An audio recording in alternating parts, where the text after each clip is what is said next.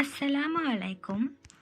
আমি তো ভালোবাসি তোকে পর্ব ৫, লেখনীতে সালমা চৌধুরী, ভয়েসে আমি মাম্পি চৌধুরী। আবির মায়ের উদ্দেশ্যে ঠাট্টার স্বরে বলে উঠল, এর উল্টোটাও তো হতে পারে। যেমন তোমার বৌমা তোমার কোলে ঘুমিয়ে গেল আর তুমি তাকে ঘুম পাড়াতে পাড়াতে আমার জন্য অপেক্ষা করলে। ছেলের এরকম ঠাট্টায় ভেবেচেকে খেলেন মালিহা খান। আবির পুনরায় শান্ত অথচ কড়া বলে উঠল, কাল থেকে তোমায় যেন বসে থাকতে না দেখি। আমার কিছু লাগলেই চেয়ে নেব, আর খাবার টেবিলে রেখে দিও, আমি খেয়ে নেব। এই কথার কোনো উত্তর না দিয়ে মালিহা খান স্বাভাবিক কণ্ঠে বললেন, তানভীর, মিক এখনও খায়নি, একটু ডেকে আসবি? এখন খাবে কি না? তানভীর ঠিক আছে বলে উপরে গেল। আবিরও নিচে রুমে গেল। ৫ মিনিটে ড্রেস পাল্টে ফ্রেশ হয়ে নিচে নামছে। এতক্ষণে মেঘ খাবার টেবিলে চলে এসেছে। ভেবেছিল ভাই ফ্রেশ হয়ে নামার আগে তাড়াতাড়ি খেয়ে পালাবে। খাওয়া অর্ধেক হতেই তার দৃষ্টি নিবদ্ধ হয় সিঁড়ির পানে। কালো টি শার্ট আর ট্রাউজার পরে হাতে মোবাইল নিয়ে আপন মনে নামছে আবির। মেঘ সরু চোখে নিরীক্ষণ করছে আবিরকে। মানুষটাকে দেখে হৃদস্পন্দন বাড়তে লাগলো মেঘের। এখন সে স্পষ্ট অনুভব করছে তার বুকের ভেতর কিছু একটা হচ্ছে, কিন্তু বোধগম্য হলো না কি হচ্ছে। নিজের অজান্তেই বুকের বাঁ পাশে হাত রাখলো মেঘ। অনুভব করলো কিছু একটা অনবরত নৃত্য করছে বুকের ভেতর। আবিরের চেয়ার টেনে বসার শব্দে ঘোর কাটল মেঘের। সবেগে হাত নামিয়ে আনলো বুক থেকে। আবির মেঘের ঠিক বিপরীত চেয়ারটায় বসেছে। মেঘের ছোট্ট বুকটা অনবরত কেঁপেই যাচ্ছে। চোখ তুলে তাকাতে পারছে না মেয়েটা। শরীর কাঁপাকাঁপি আর হৃৎপিণ্ডের লাফালাফিতে সে নিবিদিষ্ট। দিশেহারা অবস্থা অষ্টাদশের। ইচ্ছে করছে ছুটে পালিয়ে যেতে আবিরের সামনে থেকে, কিন্তু পারছে না। মনে হচ্ছে পায়ে শিকল দিয়ে বাঁধা। মালিহা খান হঠাৎ মেঘের হাতে হালকা ধাক্কা দিলেন। কি রে, কি হলো তোর? দ্বিতীয়বার ঘোর কাটল মেঘের।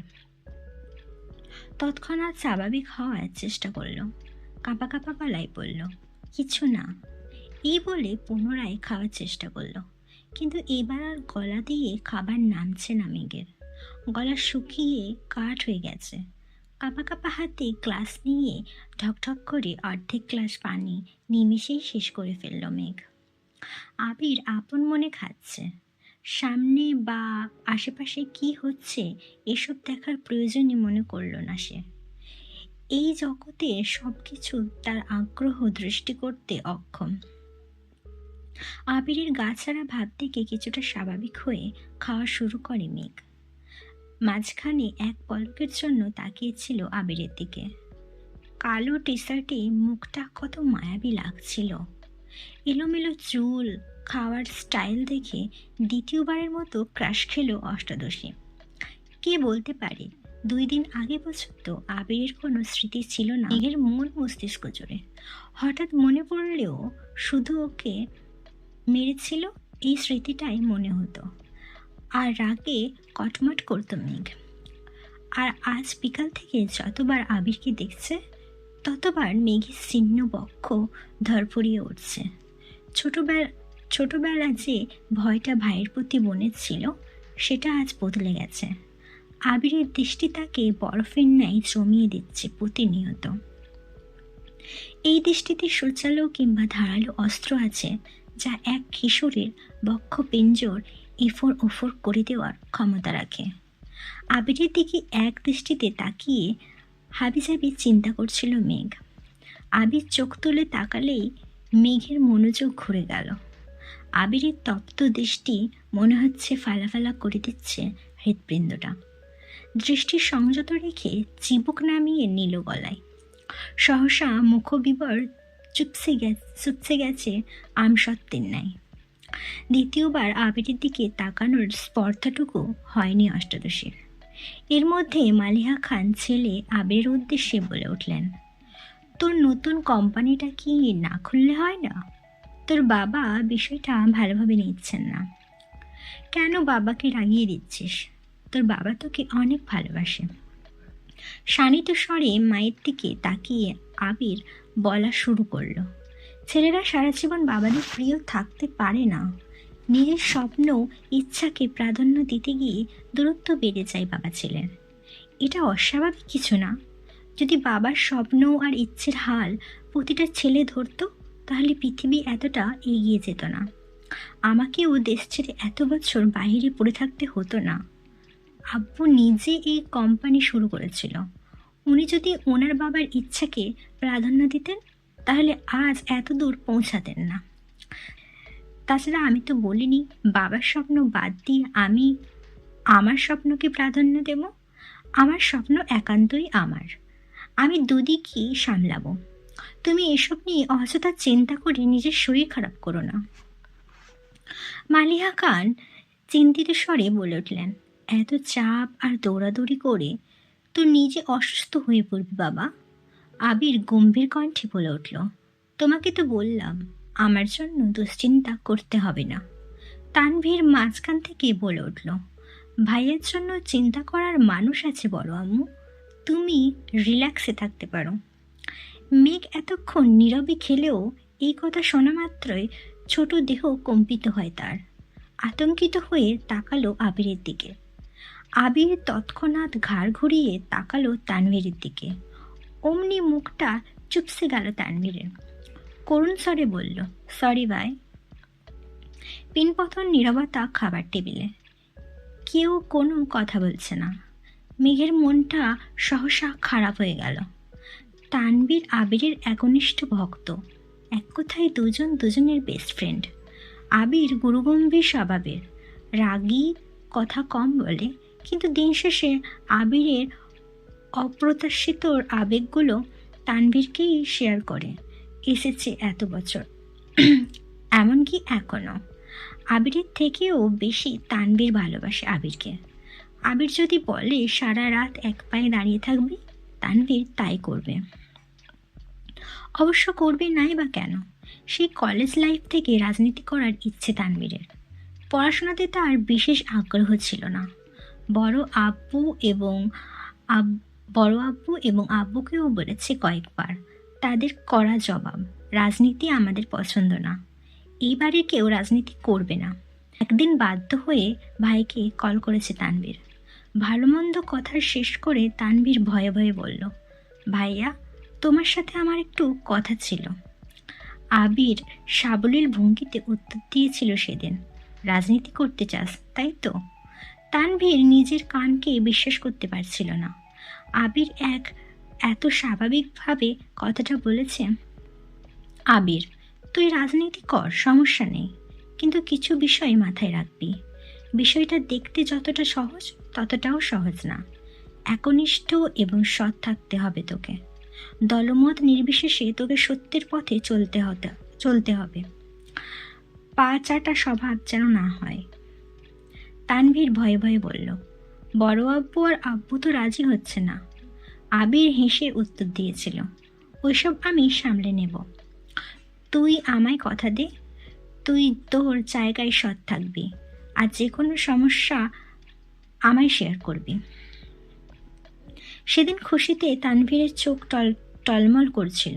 আবির সামনে থাকলে হয়তো জড়িয়ে ধরে কেঁদে দিত ছেলেটা। সেই দিনই ভাইকে কথা দিয়েছিল, সে সারা জীবন সৎ থাকবে এবং একনিষ্ঠভাবে রাজনীতি করবে। এরপর থেকেই রাজনীতি সম্পর্কিত যত ঝামেলা আছে, কি করা দরকার, কোনটা করলে ভালো হবে, সবই ভাইয়ের সাথে সিদ্ধান্ত নিয়েছে তানভীর। আজ সে ছাত্রলীগের সহসভাপতি। সবটুকু ক্রেডিট আবিরের। আগামী বছর মেয়র নির্বাচনের পরে নতুন করে সভাপতি করা হবে, তাই তানভীর চেষ্টা করছে যেন এইবার সভাপতি হতে পারে। তানভীরের রাজনীতির জন্য বাবা চাচার সাথে আবিরের কথা কাটাকাটি সে শুরু থেকেই। কিন্তু আবিরের এক কথা, তানভীর রাজনীতিই করবে। আজ সন্ধ্যায়ও বাবা চাচার মুখের ওপর বলেছিল, তানভীরকে কোনো প্রকার বাধা যেন না দেওয়া হয়।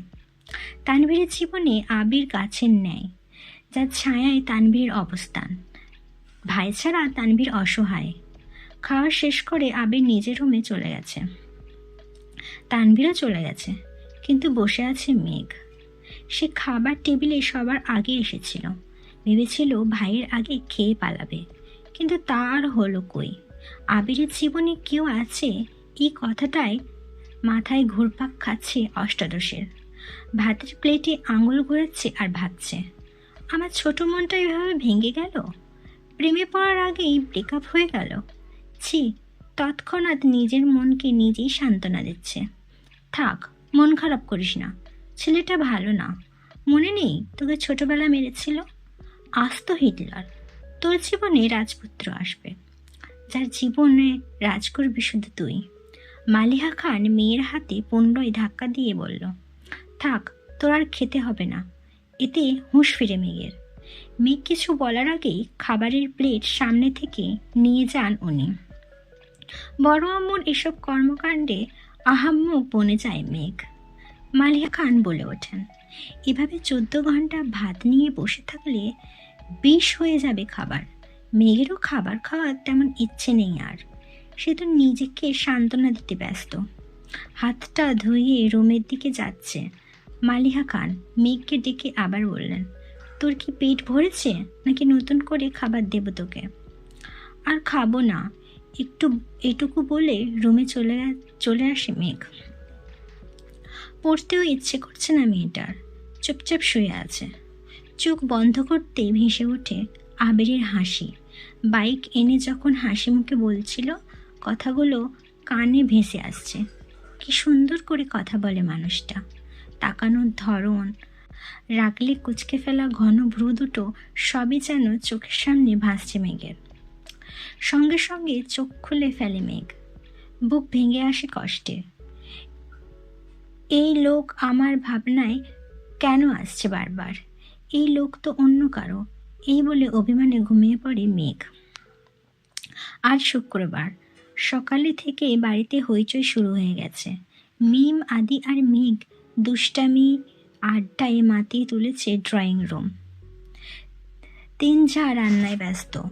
আবির বাড়ি ফিরছে বলে আবিরের 2 মামা, 2 খালা, তাদের বাচ্চারা সবাই দেখতে আসবে। মিম আর মেঘের মামা খালাদের বাড়ি থেকেও বেড়াতে আসবে মানুষ। বেশিরভাগ মানুষই চাকরিজীবী, যার ফলে শুক্রবার ছাড়া কারও সময় নেই। ইকবাল খান ব্যস্ত বাজার করা নিয়ে। যখন যা লাগছে উনি ছুটছেন আনার জন্য। তানভীরের সকাল থেকে কোনো খোঁজ নেই। সকালে নাস্তা করে বেরিয়েছে। পার্টি অফিসে কাজ আছে, বিকেলে ফিরবে বলে চলে গেছে। এজন্য মেঘের কোনো ভয় ডর নেই। আপন মনে আড্ডায় মগ্ন মেয়েটা। হঠাৎ উপরে করিডোর থেকে আবির ডাক দিল মাকে, আম্মু, একটু কফি দিতে পারবে? এই বলে রুমে চলে গেল পুনরায়। উত্তর শোনারও প্রয়োজন মনে করেনি সে। মালিহা খান কফি করে মেঘকে ডাক দিলেন, কফিটা আবিরকে দিয়ে আয় তো মা। তৎক্ষণাৎ মেঘের মনে পড়ে গেল গতরাতে কথা। সহসা বলে উঠল, আমি কেন, মিম দিয়ে আসুক। মালিহা খান কিছুটা বিরক্তি নিয়ে বলল, ওরা নিলে ফেলে দেবে, তখন আরেক মুসিবতে পড়ব। বাড়িতে একটু পর মেহমান আসবে, যা না মা। মেঘ আর কথা না বাড়িয়ে ধীর পায়ে হাঁটতে হাঁটতে আবিরের দরজা পর্যন্ত আসলো। গলা শুকিয়ে যাচ্ছে মেঘের, বুকের ভেতরের ধুকপুকটা বেড়ে যাচ্ছে, হাত পা কাঁপছে। আস্তে আস্তে দরজায় টোকা দিল মেঘ। আবির, দরজা খোলা আছে। কাঁপা হাতে দরজা ধাক্কা দিল মেঘ। আবির ল্যাপটপে কি যেন করছে, তাকিয়েও দেখল না কে এসেছে। আবির, এখানে রেখে যা। মেঘ হাঁটতে পারছে না, হাত আরও বেশি কাঁপছে এখন, পায়ে একটু জোর পাচ্ছে না, ঠাঁই দাঁড়িয়ে আছে আগের জায়গায়। আবির ল্যাপটপ টেবিলে রেখে মেঘের মুখোমুখি এসে দাঁড়িয়েছে। হাত থেকে কফির কাপটা নিয়ে ড্রেসিং টেবিলের সামনে রাখে। মেঘের সেদিকে কোনো মনোযোগ নেই। তার মস্তিষ্কের প্রতিটা নিউরন ছুটছে এদিক সেদিক। বডি স্প্রে তীব্র ঘ্রাণে হুঁশে ফেরে মেঘ। তার থেকে 1 ফুটের দূরত্বে দাঁড়িয়ে আছে আবির। আচমকা এইভাবে এসে দাঁড়ানোই একটু ভ্যাবাচ্যাকা খেল মেয়েটা। মেঘ ত্রস্ত ঘুরে গেল, নিজের ওপর জোর খাটিয়ে পা বাড়ায় দরজার দিকে। সবেগে সুদূর হস্তে মেঘের কোনোই চেপে ধরল আবির। কড়া কণ্ঠে বলল, এদিকে তাকা। অনিচ্ছা সত্ত্বেও ঘুরে দাঁড়ালো মেঘ। চিবুক নেমে গলায় আটকালো। সারা শরীর কাঁপছে। শীতল স্বরের হুমকিতে কানের লতি গরম হয়ে যাচ্ছে, সাথে আবিরের শরীরের আর বডি স্প্রের তীব্র গন্ধ নাকে লাগছে মেঘের। আবির পুরু কণ্ঠে বলল, কফিটা টেবিলে দিয়ে আসতে বলেছিলাম, কথা কানে যায় না? এতটুকু বলতেই মেঘ হেলে দুলে পড়ে যেতে নেয়। টালমাটাল মেয়েটার বাহু ধরে সোজা দাঁড় করিয়ে দিল আবির। জ্ঞান হারাতে হারাতেও যেন হারায়নি মেঘ। আবিরের চাউনিতে তীক্ষ্ণতা গম্ভীর কণ্ঠে বলল, তুই কি পুষ্টিহীনতায় ভুগছিস? অবশ্য ভুগবি নাই বা কেন? খাবার প্লেটে আঙুল ঘোরালে কি আর শরীরের পুষ্টি হবে? প্রথমে গম্ভীর কণ্ঠে বললেও শেষটা যেন মজার ছলেই বলল। মেঘের শরীর ঘামছে। কে বোঝাবে এই লোকটাকে, যাকে দেখলে অষ্টাদশের সব শক্তি নিমিষেই মিলিয়ে যায় কোথায় যেন, আর দৃষ্টি কেড়ে নেয় তার সমস্ত ধ্যান, জ্ঞান, মনোনিবেশ। আবির সাবলীল ভঙ্গিতে বলে উঠল, যেতে পারবি নাকি দিয়ে আসবো? নিজেকে সামলে মেঘ বলল, পারবো। তারপর গুটি গুটি পায়ে রুম থেকে বের হয়ে যায় মেঘ। আবির তাকিয়ে থাকে অষ্টাদশীর হাঁটার পানে। মেঘ কোনো রকমে নিজের রুম পর্যন্ত এসেছে। এক দৌড়ে এসে খাটে শুয়েছে। মন ও মস্তিষ্ক অস্বাভাবিকভাবে লাফালাফি করছে। কয়েক মুহূর্তের মধ্যে নিজের অস্তিত্ব খুঁজে পেল না। সেন্স হারিয়ে পড়ে আছে বিছানায়। 11টার পর থেকে মেহমান আসা শুরু হয়েছে। বাড়িঘর ভরে গেছে আত্মীয় স্বজনে। মিম আদি গোসল করে সেজেগুজে গল্প করছে সবার সাথে। আবির একেবারে নামাজের সময় ঘর থেকে বের হয়েছে। টুপি পাঞ্জাবি পরায় অন্যান্য দিনের থেকেও অনেক সুন্দর লাগছে ছেলেটাকে। সবাইকে সালাম দিয়ে টুকটাক কথা বলে মামাদের সাথে বেরিয়ে যায় নামাজ পড়তে। মেঘের দেহ এখনও বিছানায় লেপ্টে আছে। বোনকে খুঁজতে মিম ওপরে গিয়ে দেখে মেঘ ঘুমাচ্ছে। ডাকতে ডাকতে মেঘের ঘুম ভাঙে। মিম, আপু, ও আপু, ওঠো, এখন ঘুমাচ্ছ কেন? বাড়িতে মেহমান চলে আসছে। আজান পড়ে গেছে, অনেকক্ষণ আগে ওঠো। নামাজ পড়ে রেডি হও, আম্মু আমায় পাঠাইছে তোমায় ডাকতে। কিছুক্ষণ পর মেঘের জ্ঞান ফেরে। পাশের দেওয়ালে টাঙানো দেয়াল ঘড়ির দিকে তাকায়। 1:15 বাজে। তৎক্ষণাৎ শোয়া থেকে উঠে বসে। আবিরের কফি দিতে গেছিল 8:30 থেকে 9টার মধ্যে। 4 ঘন্টার উপরে তার জ্ঞান ছিল না। 5 মিনিট বসে তারপর গোসলে চলে যায়। নামাজ পড়ে আবিরের দেওয়া একটা জামা পরে নিল মেঘ। বেগুনি রঙের গ্রাউন, মোটামুটি গর্জিয়াস। চুলগুলো খোপা করে নিল। এত লম্বা চুল ছেড়ে রাখলে কিছুই করতে পারে না সে। মুখে হালকা ফেস পাউডার দিয়ে গোলাপি রঙের লিপস্টিক দিল হালকা করে। রুম থেকে বের হলো প্রায় 3টার দিকে। মামা খালারা সবাই খেতে বসেছে। ছোটদের খাওয়া শেষ। রুম থেকে বের হয়ে করিডোরে দাঁড়িয়ে পরিস্থিতি বোঝার চেষ্টা করছে সে। বাড়িতে এত হই হুল্লোড় শব্দে মাথা ধরে ফেলেছে মেঘের। নজর পড়ে সোফার দিকে। আবিরকে ঘেরাও করে বসে আছে সব মামাতো খালাতো ভাই বোনরা। তার মধ্যে একজনের দিকে নজর পড়ে, স্পেশাল একজন, মালা আপুর দিকে। মালা আপু অনার্স 3য় বর্ষে পড়ছেন এখন। আবির ভাইয়ের মামাতো বোন। মালা আপুর একটা বড় আপুও আছে, উনি মায়েশা। ওনার পড়াশোনা শেষ, জব করতেছেন এখন। 2 বোনই এসেছেন। কিন্তু মালা আপুর দৃষ্টি কেমন জানে আবির ভাইয়ের দিকে এমনভাবে তাকিয়ে আছে যেন চোখ দিয়ে গিলে খাবে আবির ভাইকে। বিষয়টা দেখেই মেঘের মেজাজ গরম হয়ে গেছে। তৎক্ষণাৎ মনে পড়ে গেল রাতের কথা। তানভীর ভাইয়াতে বলেছিল আবির ভাইয়ের জীবনে কেউ আছে, মালা আপুই কি সেই কেউটা? ভাবতেই বুক ভরে ওঠে কষ্টে। আবিরের সমবয়সী একটা ভাইয়া আছে, নাম সাকিব। উনি আবির ভাইয়ার দ্বিতীয় বেস্ট ফ্রেন্ড বলা চলে। আরও কয়েকটা ছোট ভাই আবির ভাইকে এটা সেটা অনেক কথা জিজ্ঞেস করছে। বিদেশে কেমন লাগে, পড়াশোনা কেমন, কিভাবে থাকতে হয়, এইসব। মেঘ ধীরস্থির পায়ে সিঁড়ি দিয়ে নামছে। আবির এক পলক তাকায় সেদিকে, পুনরায় ভাইদের কথায় মনোযোগ দেয়। মেঘকে দেখে 2-4 জন ডাক শুরু করে। এই মেঘ, কেমন আছিস? এদিকে আয়। মিম ছুটে আসে মেঘের দিকে। আপু, তোমাকে অনেক সুন্দর লাগছে। মাশাল্লাহ, নজর না লাগে কারো। মেঘ মুচকি হাসল। মিম মেঘকে টেনে নিয়ে সোফায় বসালো। সবার সাথে কথা বলতে বলতে হঠাৎ দৃষ্টি পড়ে আবির ভাইয়ের দিকে। ওপর থেকে সে শুধু মালা আপুর নজরটাই দেখছে। এখন সে আবিরকে দেখছে। নীল পাঞ্জাবি, সাদা প্যান্ট, মাথায় টুপি। আহা, কত মায়াবী লাগছে। আবিরের হাস্যোজ্জ্বল মুখটা দেখে প্রেমে পড়ে গেছে মেঘ। যত্রতত্র দৃষ্টি সরিয়ে বাকিদের সাথে কথা বলায় ব্যস্ত হলো। বড়দের খাওয়া শেষ। মেঘ উঠে সবাইকে সালাম দিয়ে খুশগল্প করতে লাগে। খালামণিদের অনেকদিন পর দেখেছে। আগে বিয়েতে গেলে টুকটাক দেখা হতো, কিন্তু তানভীর ভাইয়ের অত্যাচারে মেয়েটা বিয়ে বাড়িতে যাওয়া ছেড়ে দিয়েছে। তাই মামি আর খালাদের সাথে দেখা হয় না। মামা অবশ্য মাঝে মাঝে দেখতে আসে, এটা সেটা নিয়ে আসে। সারাদিনের ঘোরাঘুরি শেষে সবাই নিজেদের বাড়ির উদ্দেশ্যে রওনা দেয়। থাকার জন্য বলেছে সবাই, কিন্তু চাকরিজীবীদের কাছে বেড়ানো মানেই কয়েক ঘন্টা। বিদায়বেলায় মালা আপুর আচরণে মাথায় রক্ত উঠে যায় মেঘের। ভালো করে বললেই হয় বেড়াতে যাবেন, গায়ে ঢলে পড়ার কি আছে? আশ্চর্য! মারার এরকম আচরণে আবির ভাই তৎক্ষণাৎ সরে না গেলে তো ওপরে পড়ে যেত এই মেয়ে। রাগে ফুঁসতে ফুঁসতে মেয়ে নিজের রুমে চলে যায়। মেহমানদের বিদায় দিয়ে আবিরও বাইক নিয়ে বেরিয়ে পড়ে কোথায় যেন।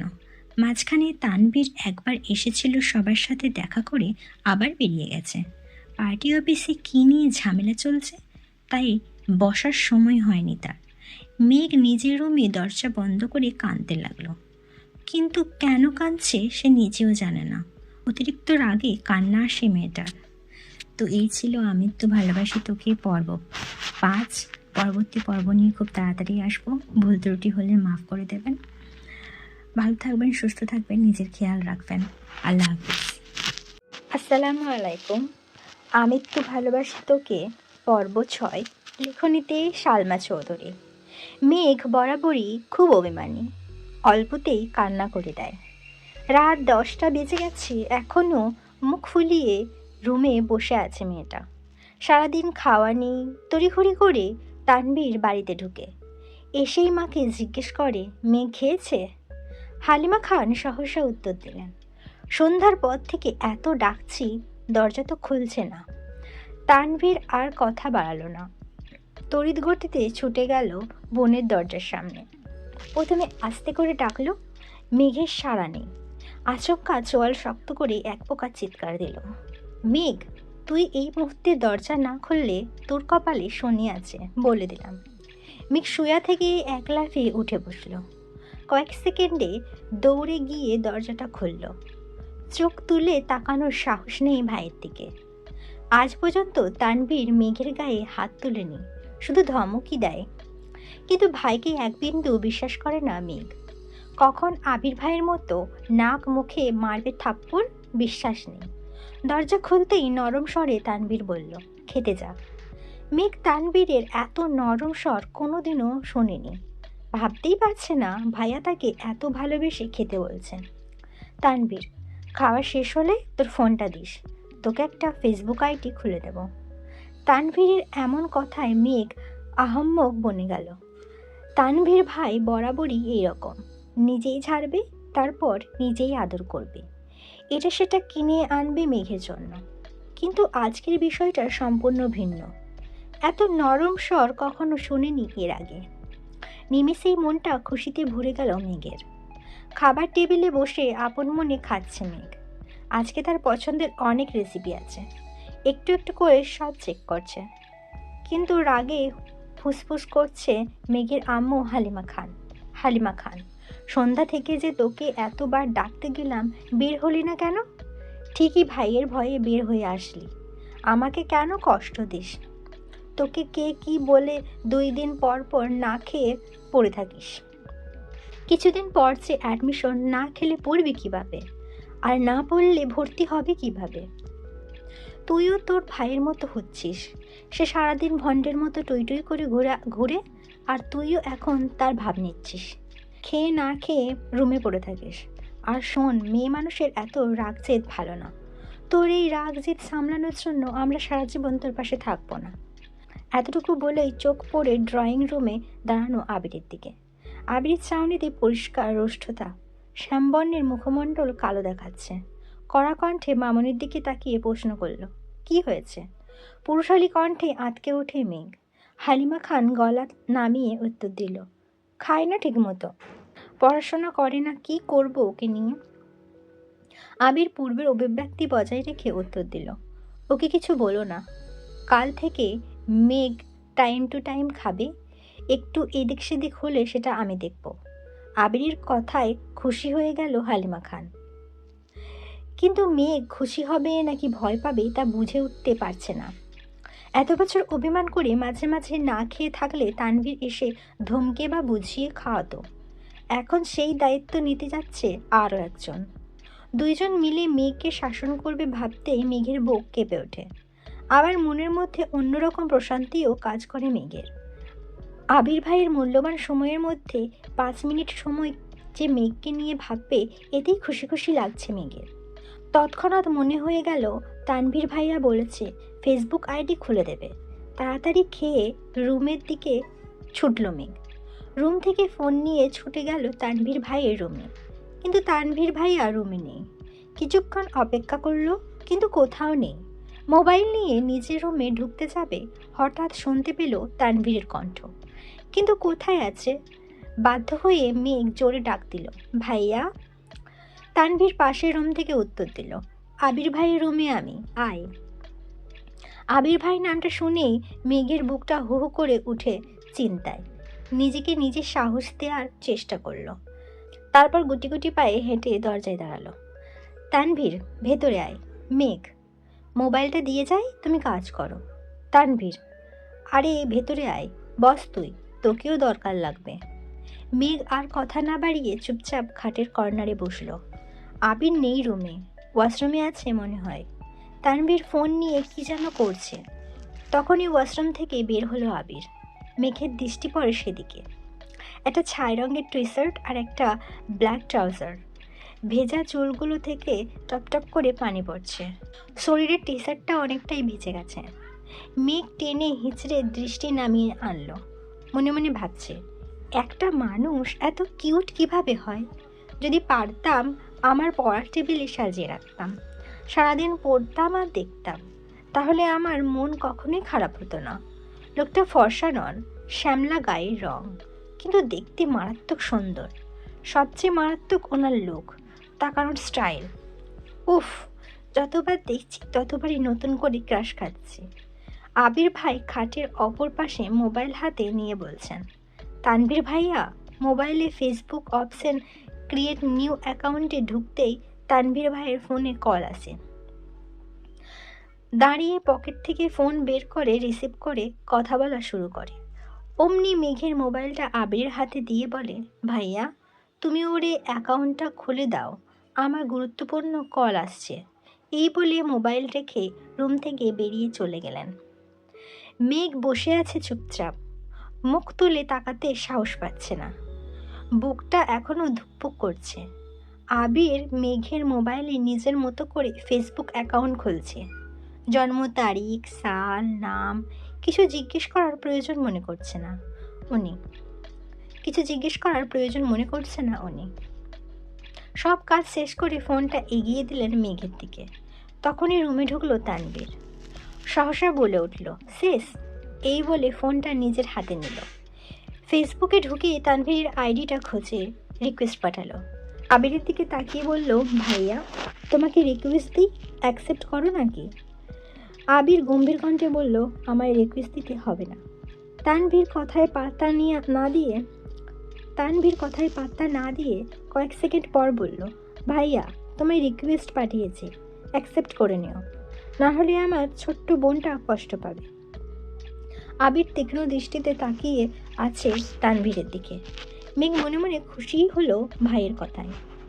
মেঘের তো কখনো সাহসী হতো না আবির ভাইকে রিকোয়েস্ট দেওয়ার বা অ্যাকসেপ্ট করার কথা বলার। তানভীর সেদিকে গুরুত্ব না দিয়ে মেঘের হাতে ফোন দিয়ে বলল, তুই এখন যা, আমি আর ভাইয়া অ্যাকসেপ্ট করে নেব। তুই কি করিস না করিস সব নজরে রাখবো কিন্তু। মেঘ তো কথা না বলে মাথা নিচু করে রুমে চলে আসলো মোবাইল নিয়ে। মেঘ রুমে এসে বিছানায় শুয়ে ফেসবুকে ঢুকতেই নজরে পড়ল সাজাদুল খান আবির, অ্যাকসেপ্ট ইউর ফ্রেন্ড রিকোয়েস্ট। মেঘ সোয়া থেকে উঠে বসে। মেঘের খুশি দেখে কে, ফ্রেন্ড লিস্টে একমাত্র ফ্রেন্ড সেটাই আবির ভাই। তার একটা স্ক্রিনশট রেখে দিল মেঘ। তার 5 মিনিট পর অ্যাকসেপ্ট করলো তানভীর ভাই। আবির ভাইয়ের আইডিতে ঢুকলো। প্রোফাইল পিকটা নতুন কেনা বাইকে বসা, একদম ওয়াও। কভার ফটো সবুজ ঘাসের মাঝে বাইকটা রাখা, তার সামনে বাইকে হেলান দিয়ে বসা আবির ভাই। ছবিটা ও মাই গড, ওয়াও। সবগুলো ছবি দেখে দেখে ডাউনলোড করছে মেঘ। যত দেখছে ততই পাগল হয়ে যাচ্ছে মেয়েটা। মনে হয় পাবনা যেতে বেশি দিন লাগবে না। তারপর মোবাইল রেখে ঘুমানোর চেষ্টা করল। চোখ বন্ধ করতেই চোখের সামনে ভেসে আসছে একটার পর একটা স্টাইলিশ ছবি। কখন যেন ঘুমিয়ে পড়েছে মেয়েটা। আজ শনিবার, আবিরের অফিসে যাওয়ার দিন। সকাল সকাল উঠে সাওয়ার নিয়ে ফিটফাট হয়ে রেডি হয়ে পড়েছে আবির। 7:30 বাজে মাত্র। নিজের রুম থেকে বের হয়ে করিডোর দিয়ে দ্রুত হাঁটছে। হঠাৎ মেঘের দরজার সামনে এসে দাঁড়িয়ে দরজায় ডাক দেয়। 2 বার ডাকতেই ঘুমন্ত মেঘ ঘুমে টলতে টলতে দরজা খুলে। সামনে দাঁড়িয়ে আছে আবির ভাই। নিজের চোখকে যেন বিশ্বাসই করতে পারছে না। প্রথমে ভেবেছে এটা স্বপ্ন, তারপর এদিক সেদিক তাকিয়ে বুঝলো এটা বাস্তব। আচমকা এইভাবে আবিরকে দাঁড়ানো দেখে ভ্যাবাচাকা খেলো মেয়েটা। মেঘের চেহারায় নিদ্রিত ভাবটা লেপ্টে আছে এখনো। আবির পূর্ণ দৃষ্টিতে পরখ করলো অষ্টাদশী রাঙা মুখবিবর, তারপর চোখ সরিয়ে নিয়ে বলল, 5 মিনিটের মধ্যে খেতে আয়। পুনরায় দ্রুত গতিতে হাঁটা দিল। আবিরের অযাচিত উপস্থিতি নাড়িয়ে দিয়েছে মেঘের মস্তিষ্ক। হঠাৎ মনে পড়ে গেল 5 মিনিটের নিচে যেতে হবে। তৎক্ষণাৎ ছুটল ওয়াশরুমে। 5 মিনিটের মধ্যে নিচে উপস্থিত হলো মেঘ। এই সময় মেঘকে খাবার টেবিলে দেখে অবাক হলো সকলে। 2 বছর যাবৎ মেয়েটা সকালে সবার সাথে খায় না। প্রাইভেট থাকলে আগে খায়, না হয় সবাই অফিস বা স্কুলে চলে গেলে তারপর খেয়ে কলেজে যায়। হালিমা খান ছুটে আসলেন মেয়ের দিকে। আয় আয় বস মা, কি খাবি বল। টেবিলের কাছে আসতেই দেখলো একটা চেয়ারই ফাঁকা আছে, সেটা আবার আবির ভাইয়ের বিপরীতে। কিন্তু এখানে বসার বিন্দু পরিমাণ ইচ্ছে নেই তার, কারণ আবিরের আশেপাশে থাকলে মেঘ কেমন একটা ঘুরে থাকে। মন মস্তিষ্ক সব যেন আবিরের নিয়ন্ত্রণে থাকে। কিন্তু কিছু করার নেই, বাধ্য হয়ে বসতে হলো এই চেয়ারে। আবির মাথা নিচু করে মনোযোগ দিয়ে খাচ্ছে। মেঘ তখন ঘুমে টলতে টলতে আবিরকে দেখছিল রাজপুত্রের মতো, কিন্তু এখন আর সে তাকাতে পারছে না। শীর্ণ বক্ষ ধরফর করছে মেঘের। মনে মনে খুব করে চাচ্ছে একটু তাকিয়ে আবিরকে দেখতে, কিন্তু মনে হচ্ছে কিছু একটা মাথায় চেপে বসে আছে, মুখটাই তুলতে পারছে না। আলী আহমেদ খান হঠাৎ বলে উঠলেন, মেঘমা, আজ থেকে তোমার নতুন টিউটর আসবে। সারাদিনতে তুমি বাহিরে থাকবে, তাই তাকে সন্ধ্যার পর আসতে বলছি। মেঘ চুপচাপ খাবার খাওয়ার চেষ্টা করছে।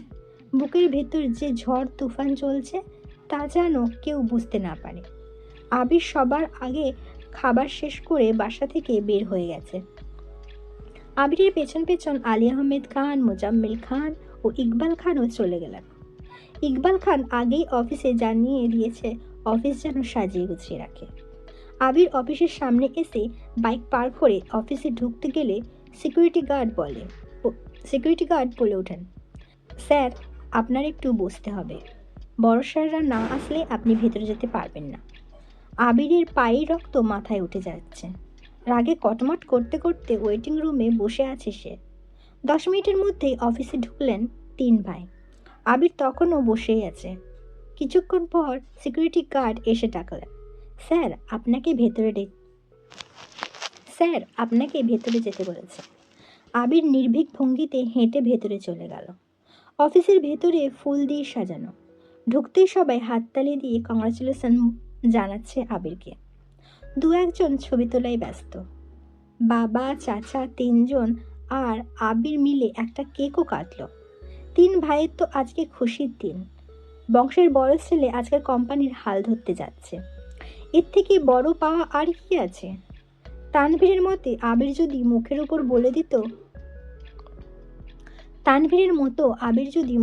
বলে দিত আমি ব্যবসা সামলাবো না, তখন তো কিছুই করার ছিল না। আবির যেহেতু মেনে নিয়েছে, এতেই হবে। ঘণ্টাখানেক হলো আবির অফিসে এসেছে। এর মধ্যে চাচ্চু ইকবাল খান ভাতিজিকে সব কাজকর্ম বুঝিয়ে দিতে ব্যস্ত। অন্যদিকে আলী আহমেদ খান এবং মোজাম্মেল খান আজ আড্ডায় মগ্ন। তাদের মাথা থেকে সব চাপ চলে গেছে। 2 ভাই মিলে চা খাচ্ছে, খুনসুটি করছে। এত বছরের ব্যবসায়িক জীবনের অবসানের সময় এসেছে এবার।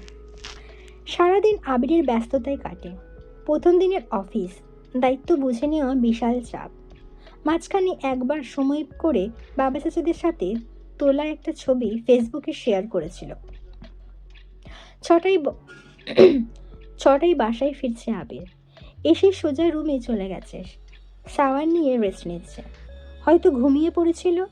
দুঃস্বপ্নই দেখল কিনা আচমকা উঠে বসলো বিছানায়। আবিরের চোখে মুখে উদ্বেগ স্পষ্ট। তড়িঘড়ি করে রুম থেকে বের হয়ে নিচে আসলো। পরিস্থিতি অস্বাভাবিক। মালিহা খান এবং হালিমা খান কাজে ব্যস্ত। আদির আম্মু আদিকে নিয়ে পড়াতে বসেছেন। মিমো হয়তো পড়ছে নিজের রুমে। কয়েক মুহূর্ত সোফায় বসে আবার উঠে রান্নাঘরের দিকে গেল। হালিমা খানের দিকে তাকিয়ে ঠান্ডা কণ্ঠে জিজ্ঞেস করল, মেঘ কোথায় মামনি? মেঘের টিউটর এসেছে, পড়ার ঘরে পড়াচ্ছে। আবির, ও আচ্ছা, আমায় একটু কফি করে দিতে পারবে? হালিমা খান, একটু অপেক্ষা করো বাবা, এক্ষুনি দিচ্ছি। আবির ছোটবেলা থেকেই নিজের মা মালিহা খানকে আম্মু, তানভীরের আম্মুকে মামনি আর আদির আম্মুকে কাকিয়া ডেকে অভ্যস্ত। এত বছরেও তার ডাকে পূর্বের ন্যায় মিষ্টতা মিশে আছে। সোফায় বসে কফি খাচ্ছে আর মোবাইল ঘাটাঘাটি করছে।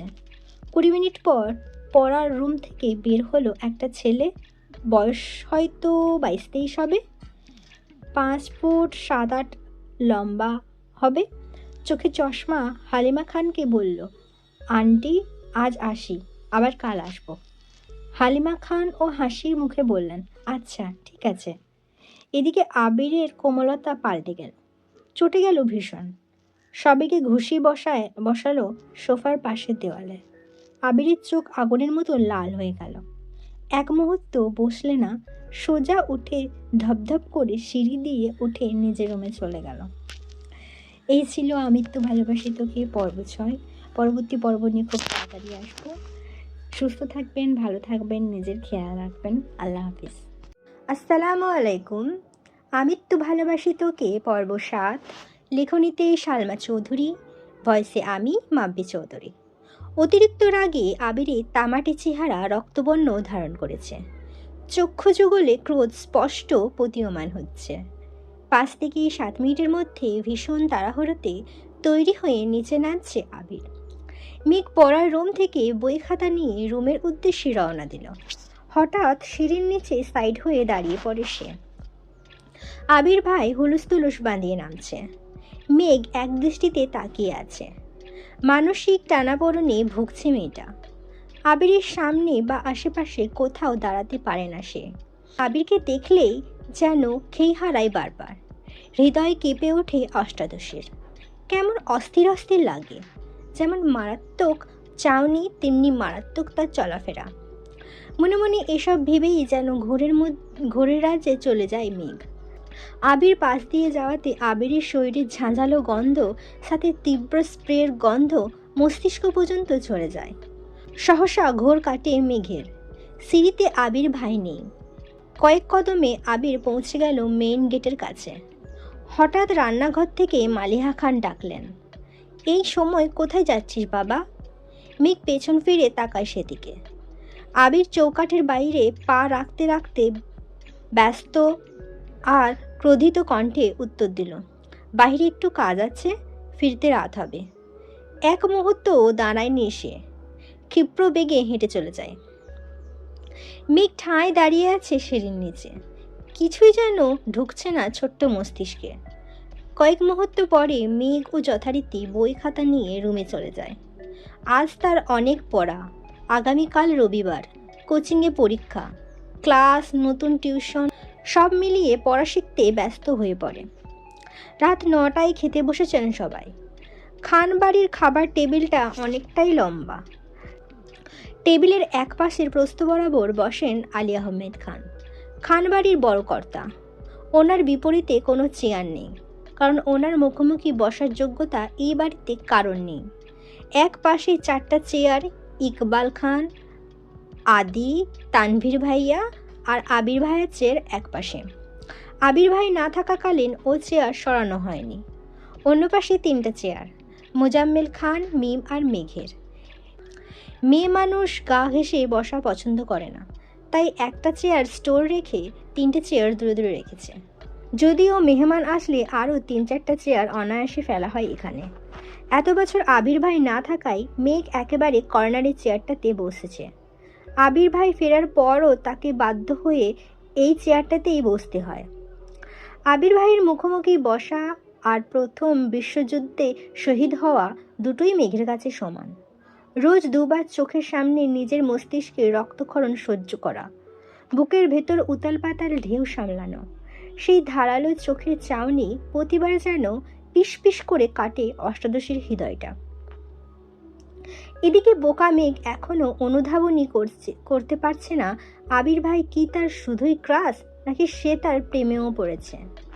আচমকা আলী আহমেদ খান রাশভারী কণ্ঠে মেঘের গাঢ় চিন্তার ব্যাঘাত ঘটালো। আলী আহমেদ খান, আবির কোথায়? অফিসের কাজ তো সেই সন্ধ্যাবেলায় শেষ, তাহলে এত রাতে কোথায় সে? মালিহা খান তটস্থ ভঙ্গিতে বললেন, ও তো সন্ধ্যায় এসেছিল, রেস্ট নিয়ে কফি খেয়ে তারপর বের হলো। আলী আহমেদ খান, ছেলেদের নিষেধ করো রাত বিরিতে ঘোরাঘুরি করতে। ইকবাল খান সাবলীল ভঙ্গিতে বলে উঠলেন, বড় ভাইয়া তুমি চিন্তা করো না, ছেলেটা এত বছর পর দেশে ফিরেছে, বন্ধুদের তো একটু সময় দিতে হয়। আলী আহমেদ খান চুপচাপ খাওয়া শেষ করলেন, ওঠার আগ মুহূর্তে মেঘের দিকে তাকিয়ে বললেন, সাহারিয়ার কেমন পড়িয়েছেন মা? মেঘ নরম স্বরে বলল, আলহামদুলিল্লাহ ভালো পড়িয়েছেন। আর কোনো কথা বললেন না, উঠে বেসিন থেকে হাত ধুয়ে নিজের রুমে চলে গেছে। তার কিছু সময় পর বাকি 2 ভাই ও যে যার রুমে চলে গেল। খাবার টেবিলে বসে বসে খাচ্ছে খানবাড়ির 3 বাঁদর। মেঘ বড় বাঁদর, মিম হলো মেজ বাঁদর, আর আদি হলো সবচেয়ে ছোট বাঁদর। 3 জনে রাজ্যের গল্পে মেতেছে। হালিমা খান এসে ধমক দিলেন, এই মেঘ, তোর কি এখন বাঁদরামি করার সময়? 2 দিন পর পরীক্ষা শুরু হয়ে যাবে, পড়াশোনা বাদ দিয়ে আড্ডায় মজে থাকিস সব সময়। মেঘের প্রফুল্ল মুখটা তৎক্ষণাৎ মলিন হয়ে গেল। কোনো রকমে খাবার শেষ করে রুমে চলে গেল, পড়াশোনায় মনোযোগ দিল। আবির কত রাতে ফিরছে সে হদিশ কেউ রাখেনি। তানভীর ফিরেছে 11টায়, তখনও হালিমা খান অপেক্ষা করছিলেন। তানভীর মাকে ঘুমিয়ে যেতে বললেন, তারপরও হালিমা খান 12টা পর্যন্ত অপেক্ষা করলেন। আবির ফিরেনি তাই বাধ্য হয়ে ঘুমিয়ে পড়েছেন। আবির ফিরেছে রাত 2টোর দিকে। কোনো রকমে ফ্রেশ হয়ে ব্যালকনিতে পাতা চেয়ারে হেলান দিয়ে আকাশের পানে তাকিয়ে আছে, দৃষ্টি নিবদ্ধ। দূরে ওই চাঁদে কিছুক্ষণ পর পর মেঘে ঢেকে যায়, আবারও আলোকিত হয়। আবির কি যেন ভাবে খানিকক্ষণ, তারপর গম্ভীর কণ্ঠে নিজেই নিজেকে শুধালো, তুই কি কোনোদিন শুধরাবি না? কেটে গেল আবিরের নির্ঘুম নিদ্রাহীন রাত। সকাল 8টায় খাবার টেবিলে বসে খাবার খাচ্ছে মিম, মেঘ, আদি, তানভীর আর কাকামণি ইকবাল খান। বড় 2 ভাই ভোর সকালেই অফিসের উদ্দেশ্যে রওনা দিয়ে দিয়েছেন। মেঘ মিমের সাথে ফিসফিস করে আড্ডায় ব্যস্ত। তানভীর যেন দেখেও না দেখার মতো খাচ্ছে। আগে হলে একটা ধমক দিয়ে বলতো চুপ থাক, আজ যেন কিছুই করলেন না। তাই মেঘ আর মিম আপন মনে গল্প করে খাচ্ছে। মেঘের মনোযোগ ভাঙল কারো চেয়ার টানার শব্দে। মেঘ তৎক্ষণাৎ তাকালো। আবিরের নিখাত দৃষ্টি মেঘের চোখে নিবন্ধ। মেঘ এক পলক তাকিয়ে চোখ নামিয়ে ফেলল। বুকের ভেতর ধুকপুকের মাত্রা বাড়ছে, তার সাথেই নিযুক্ত হলো চিন্তার ছাপ। মাথা নিচু করে মনে মনে বলল, আবির ভাইয়া সারা রাত ঘুমাননি? ফ্যাকাশে হয়ে আছে মুখটা, কি হয়েছে ওনার? এসব ভেবেই মেঘ আটকে উঠছে বারবার। গতকাল সন্ধ্যায় বের হলো চোখ অন্ধকার করে, রাতে কখন ফিরেছেন উনি, কোথায় ছিলেন সারা রাত? এসব চিন্তায় মেঘের উৎফুল্ল মেজাজটা খারাপ হয়ে গেল। মিমের ডাকে স্বাভাবিক হলো মেঘ। মিমের খাওয়া শেষ, উঠে যাচ্ছে। এতক্ষণে তানভীর আর ইকবাল খানও খেয়ে চলে গেছেন। খাবার টেবিলে এখন শুধু আদি, আবির আর মেঘ। মেঘ প্লেটের ভাতগুলো তাড়াতাড়ি শেষ করলো। যেই না উঠতে যাবে, আবির ভাই মেঘের প্লেটে আরও 2 চামচ ভাত দিলেন। মেঘ ছোট করে চিৎকার দিতে গিয়েও দিল না। চোখ পড়ল আবিরের দিকে। আবিরের তামাটি মুখটা দেখেই চোখ নামিয়ে নিল। আবির প্রখর তপ্ত স্বরে বলল, এগুলো শেষ করে তারপরে উঠবি। মেঘ কিছু বলতে গিয়েও থেমে গেল। আবির আবারও বলে উঠল, তোর নামে সারাক্ষণ শুধু অভিযোগ শুনি, খাস না খাস না, এখন চুপচাপ খা। একটা কথা বলবি তো 1 চামচ ভাত দেব। মেঘ চিবুক গলায় ঠেকালো, অল্প অল্প করে ভাত খাচ্ছে। হঠাৎ আদি উৎফুল্ল মেজাজে বলল, মেঘাপু, আমার খাওয়া শেষ, তুমি লাস্ট, হা হা হা। মেঘের মুখটা আরও ছোট হয়ে গেল। কিছুক্ষণ আগেই 3 ভাই বোন মিলে চ্যালেঞ্জ নিয়েছিল যে আগে খেয়ে ফার্স্ট হবে তাকে একটা কিটক্যাট দেওয়া হবে। মেঘই ফার্স্ট হতো, কিন্তু আচমকা আবির বসাতে মেঘের মনোযোগ নষ্ট হয়ে যায়, খাওয়া বন্ধ হয়ে যায়। তাই মিম ফার্স্ট হয়ে গেছে। আদির আগে খাওয়া শেষ করলে তো অন্ততপক্ষে দ্বিতীয় থাকতো। আবির ভাইয়ের ওপর কিছুটা ক্ষিপ্ত হলো মেঘ। সঙ্গে সঙ্গে মনোযোগে বিঘ্ন ঘটল। মনে মনে বলল, আবির ভাইকে কি জিজ্ঞেস করব কি হয়েছে? ততক্ষণে প্লেটের ভাত জোর করে খেয়ে শেষ করেছে। মেঘের জিজ্ঞাসু নেত্র যুগল আবিরের মুখের পানে। মেঘের হাত পা কাঁপছে, গলা শুকিয়ে আসছে। কি জিজ্ঞেস করতে চেয়েছিল সব এলোমেলো হয়ে গেছে। আবির ভাইকে দেখলে প্রতিবার যেমন বুকের ভেতর কেউ ঢোল বাজিয়ে নৃত্য করে, আজও তার ব্যতিক্রম হলো না। মুখ দিয়ে টু শব্দটা বের করতে পারছে না, গলা শুকিয়ে কাঠ হয়ে গেছে। চোখ নামিয়ে গ্লাস টেনে ঢকঢক করে পুরো গ্লাসের পানিটা শেষ করলো। আবিরের এদিকে কোনো মনোযোগ নেই, সে তার খাওয়াতে মগ্ন। মেঘ বসে থাকতে পারছে না আবির ভাইয়ের সামনে, তাই কোনো রকমে কাঁপা কাঁপা পায়ে বেসিনে চলে গেল। আবির চোখ তুলে এক পলক দেখল প্লেটটা, খাওয়া শেষ, তাই আর কথা বাড়ায়নি। হাত ধুয়ে কোনো রকমে রুমের উদ্দেশ্যে ছুটল মেঘ। সিঁড়িতে এমনভাবে ছুটেছে যেন থামলেই পায়ে সিরসিরে গড়িয়ে পড়বে নিচে। 9:30-40 বাজে আবির বাসা থেকে বেরোচ্ছে। আব্বু আর চাচ্চু সেই সকালে অফিসে চলে গেছেন, তাই আবির একটু পরে গেলেও সমস্যা নেই। আবিরের কিছুটা পিছনে মেঘও বের হলো। আজ রবিবার, কোচিং খোলা। মেইন গেটের সামনে গিয়ে থমকে দাঁড়ালো মেঘ। আবির ভাই বাইক ঘোরাচ্ছে। মেঘ অপলক দৃষ্টিতে তাকিয়ে আছে সেদিকে। সেদিন প্রথম এখানেই দেখেছিল আবির ভাইকে। সেই থেকে অষ্টাদশীর ছোট্ট পৃথিবীটা এলোমেলো হয়ে গেছে। ধ্যানে জ্ঞানে শুধুই আবির ভাই। অষ্টাদশীর খুব ইচ্ছে হচ্ছিল বাইকে করে কোচিং যেতে। আজ পর্যন্ত মেঘ বাইকে ওঠেনি। শুধু মেঘ কেন, মিম, আদি কেউই ওঠেনি।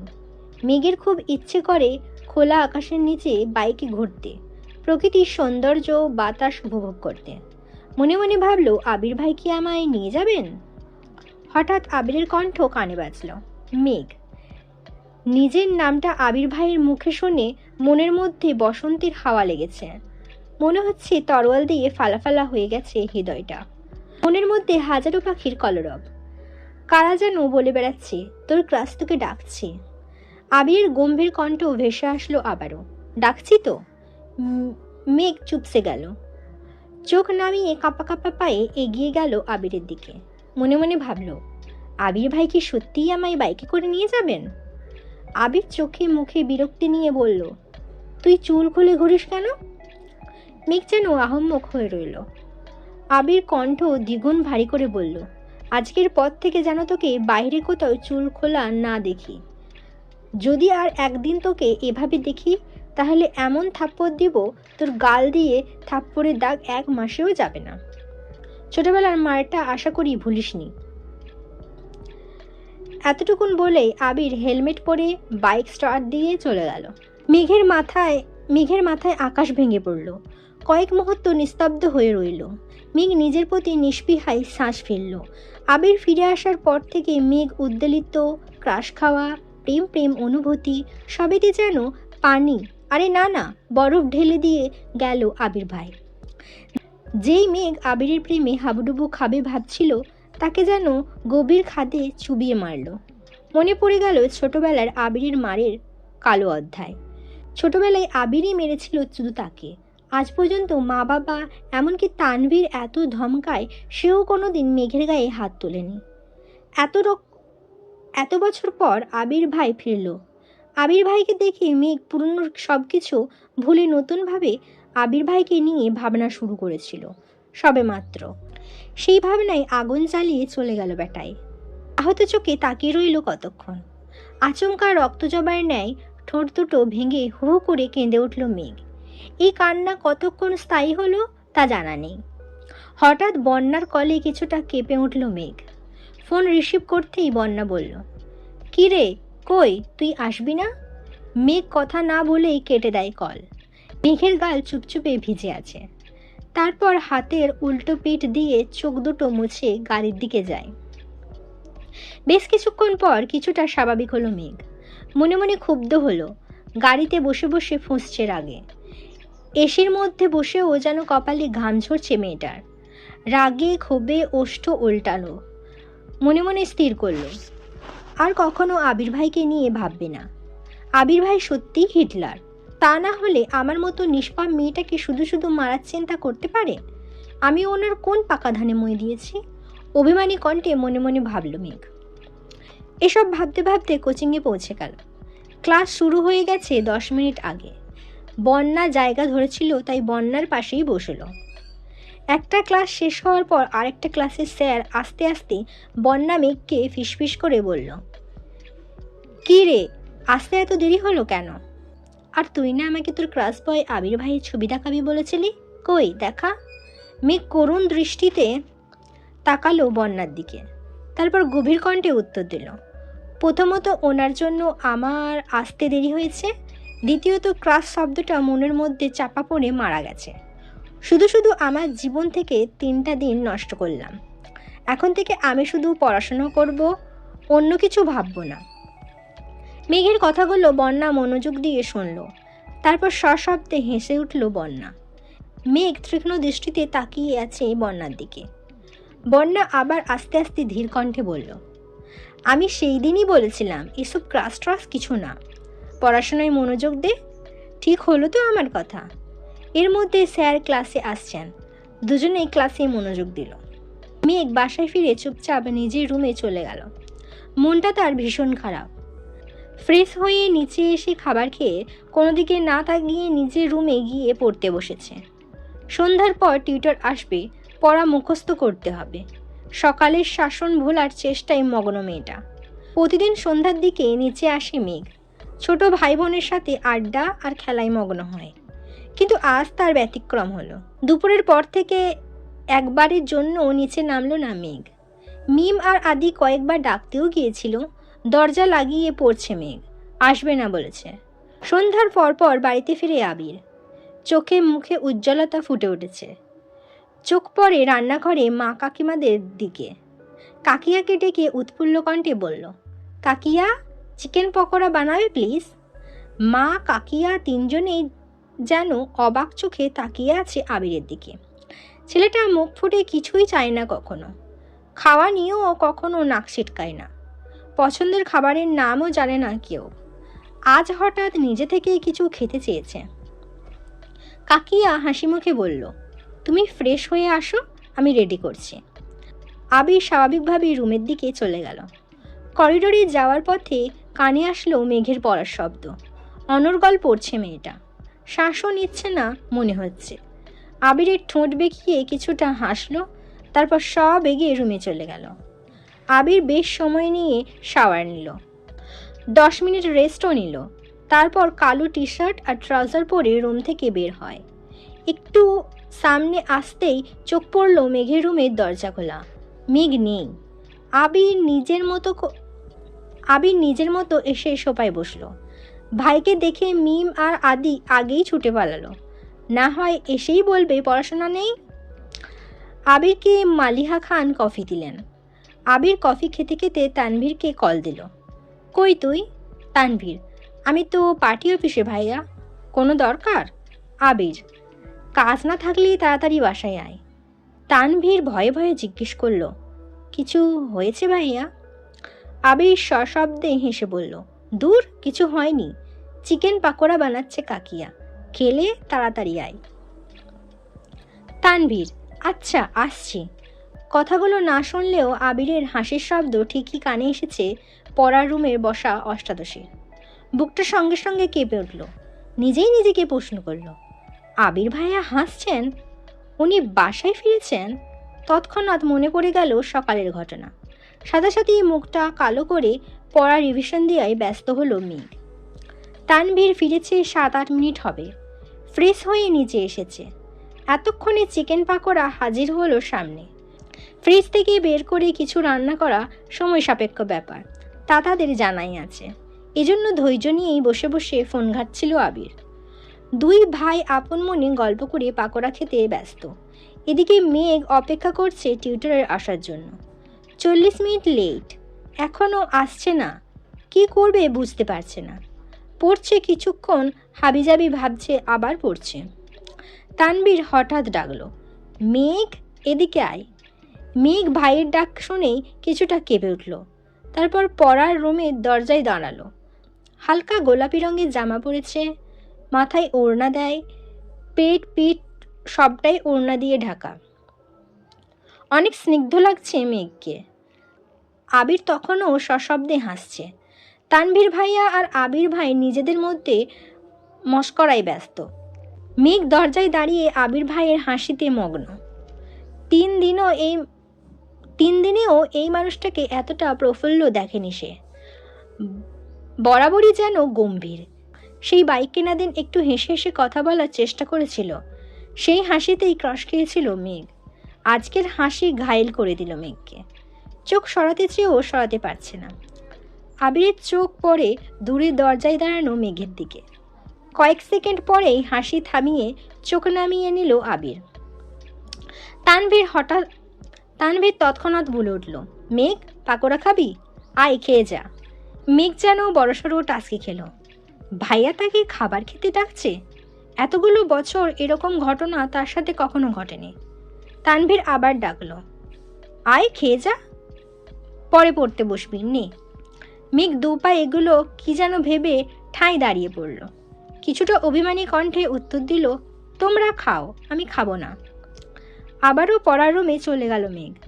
তানভীর আর আবিরও আর বেশি কথা বলল না। খাওয়া শেষ করে আবির নিজের রুমে গেল। তানভীর পুনরায় পার্টি অফিসে ছুটল, মিটিং আছে তার।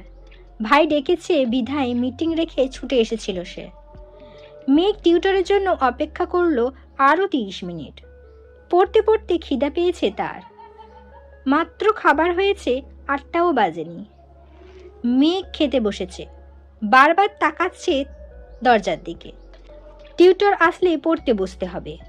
খাওয়া শেষ হলো কিন্তু টিউটর আসলো না।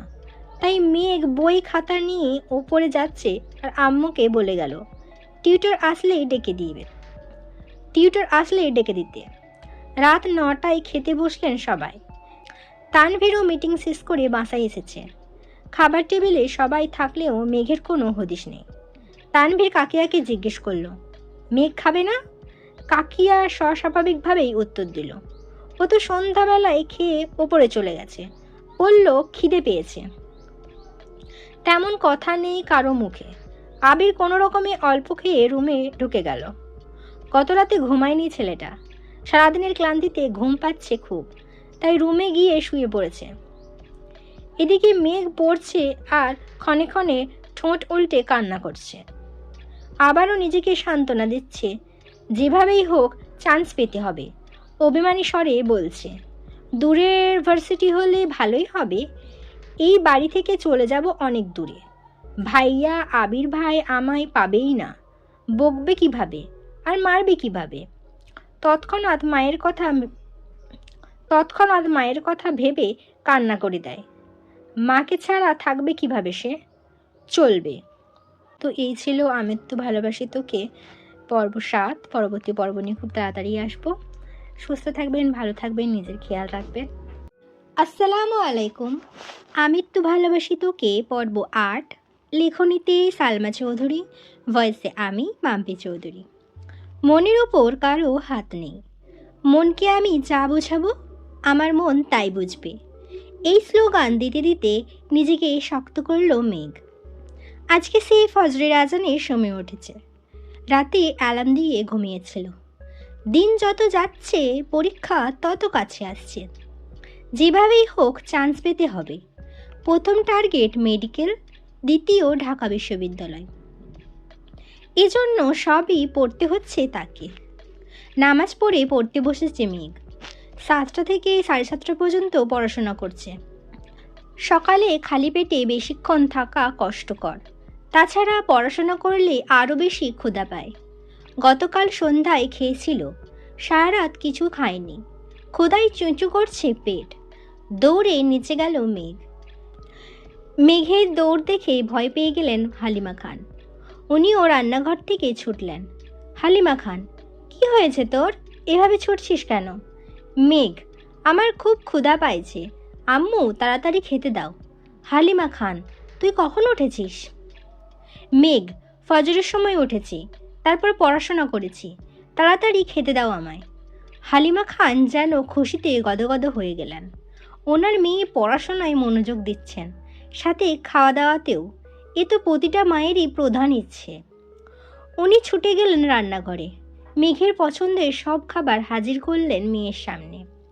মেঘ ক্ষুধার তাড়নায় ঝটপট খাবার শেষ করে নিজের রুমে চলে গেল। আজকে তার কোচিং প্রাইভেট কিছু নেই। সন্ধ্যায় শুধু সাহারি আর ভাইয়া পড়াতে আসবেন। সারাদিনের একটা রুটিন করে নিল মেঘ। টার্গেট সেট করে পড়াশোনা করলে পড়াশোনা তাড়াতাড়ি এগোয়। এদিকে 8টার পর বাড়ির সবাই খেতে বসেছে।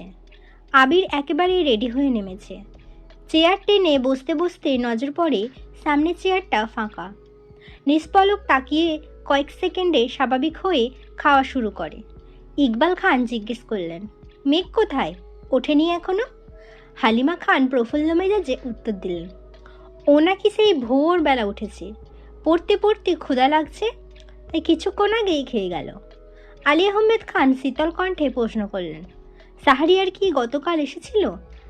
হালিমা খান পুনরায় উত্তর দিলেন, গতকাল আসেনি তো ভাইজান। মেঘ অনেকক্ষণ অপেক্ষা করেছে।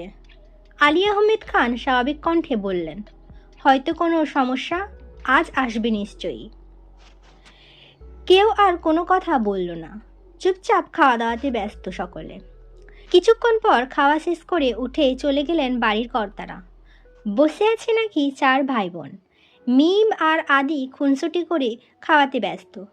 তানভীর হঠাৎ আবিরের দিকে তাকিয়ে বলল, ভাইয়া তোমার কি কিছু হয়েছে? আবির নড়েচড়ে বসেছে। মুখ গোমরা করে উত্তর দিল, কিছু হয়নি তো। তানভীর আর কথা বাড়ায়নি, চুপচাপ নিজের খাওয়া শেষ করল। এদিকে নিজের খাওয়া শেষ করে ফ্রেশ হয়ে আবিরও অফিসে চলে গেল। বাকিরাও নিজেদের কাজে ব্যস্ত হলো। সারাদিনের ব্যস্ততা শেষে সকলেই বাড়ি ফিরল না কেবল আবির। আগামী মাস থেকে আবিরের নতুন কোম্পানি শুরু হবে, সেই কাজেই ব্যস্ত সে। সারাদিন বাবার কোম্পানির কাজ সামলে সন্ধ্যার পর প্রায়ই এসে দেখতে হয় নিজের অফিসের কাজকর্ম। সাথে তার আরও 2 জন বন্ধু আছে, একজন রাকিব আর একজন রাসেল। আবিরের পরেই তাদের পোস্ট। আবিরের অবর্তমানে তারাই সামলাবে কোম্পানি। কয়েক বছর যাবৎ আবিরের সাথে প্ল্যান করে রেখেছিল, এটারই পূর্ণতা পেতে চলেছে। এদিকে গতকালের ন্যায় আজও পড়ার রুমে অপেক্ষা করছে মেঘ, কিন্তু সাহারিয়ার ভাইয়া আসার কোনো খবর নেই। এই পৃথিবীতে কারোর জন্য অপেক্ষা করা হলো সবচেয়ে কষ্টের কাজ, এটা মেঘের অভিমত। তাই রাগে ফুঁসতে ফুঁসতে বড় আব্বুর কাছে দাঁড়ালো। আলী আহমেদ খান সোফায় বসে কফি খেতে খেতে টিভি দেখছিলেন। মেঘ জিজ্ঞাসু চোখে তাকালো বড় আব্বুর দিকে। তারপর আস্তে করে বললেন, ভাইয়া কি পড়াতে আসবেন না? আলী আহমেদ খানের মনোযোগ সরল টিভির দিক থেকে।